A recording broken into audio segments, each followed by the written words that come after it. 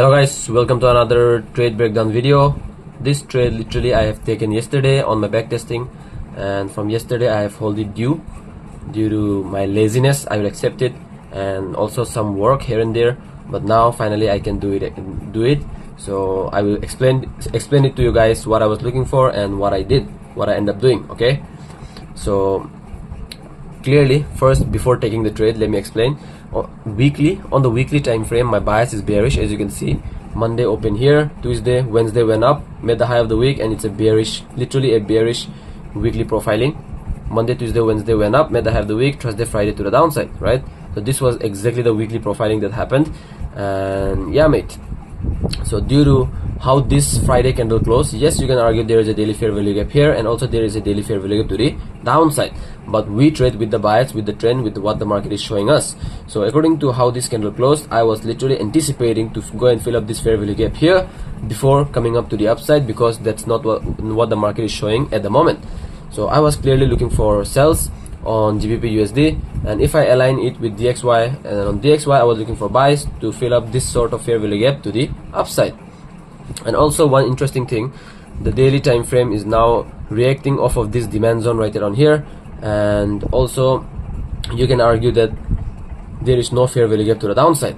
Okay, so looking at that, I was looking for buys to fill up this daily fair value gap right here. So that was my bias.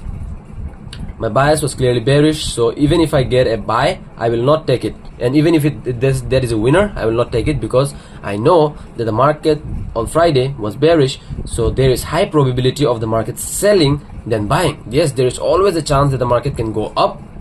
Yes, always there is a chance, but me personally, I stick with my bias, I stick with my strategy that works for me. In my backtesting, it has worked for me, trading with the trend.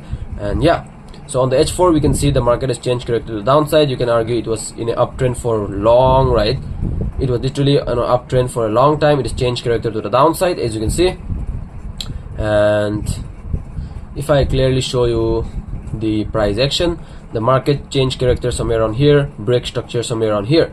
So also there was a H4 fair value gap to the upside, but we don't do that, as I have told you, just as I've just told you. So going on the H1 time frame, this is one of the cleanest supply zones that I have marked in a while.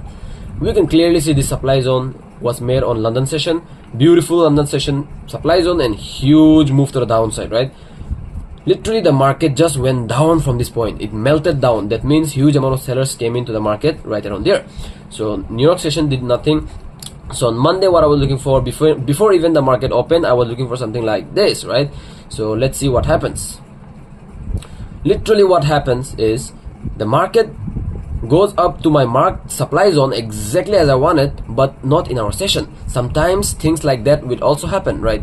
Like your Asian range will go and mitigate the supply zone that you have marked, supply or demand zone that you have marked, that you want to trade from, and that's totally fine. In that case, what you need to do is wait for that supply zone to get manipulated and the Asian range now when this Asian high will get swept and this supply zone will get mitigated, this will give you more confluence to take the trade, because so much of liquidity is getting swept in this point, right? Asian high liquidity sweep, all the Asian sellers are getting out, and the London sellers from Friday are getting out. So that was what I was looking exactly. So I trade London open, as you know, 7 to 10 a.m. UK time. My MAC model, my Asian range liquidity sweep model, as you know. So I trade two strats. It's the same strat, it's just the different entry model. As you can see, it's the same, to be honest, but at the timing, so no need to confuse it. I have understood it. Rob Tono taught me, and literally I'm gonna show it. So clearly we can see when the London opened right around here, 12:30, I started looking at the charts from this sort of area, and if I took the trade based on the MAC model here, my bias was bearish, so looking for buys was not making any sense. Maybe it will make sense in the MAC model. As I will go through my MAC model, I will understand that, and I will explain it to you guys more when I get to know more. But as of now, I think that we trade the MAC model with the bias. So my bias was bearish, so looking for these buys was not making sense to me. So I look for trades until this time, 14:30, which is 2:30 p.m. Indian Standard Time, which is 10 a.m. UK time. So this trade was not at our timing, so that was the only bad side of this trade. As you can see, what I told, Asian range, Asian high liquidity sweep, London manipulation. As you can see, the London high got manipulated here, and then after it reached my zone, it gave a beautiful M15 rejection. Everything I want to see in a trade from higher time frame, point of interest mitigation, manipulation, in this case manipulation, inducement. As you can see, so much of inducement right around here.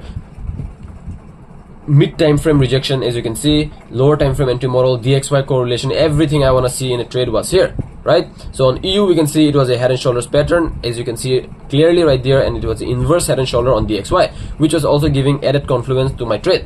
So that is when I entered the trade, and literally it was a winner. It was a 1:4 risk to reward. And I have also noticed one thing: whenever you are in a winning trade and whenever you enter a winning trade, that trade going to your direction is so much high probability, because when you are in a winning trade in your timing, mate, like you are trading the most volatile times in the markets, right? So when you're wrong, you're out in a second. Boom, out.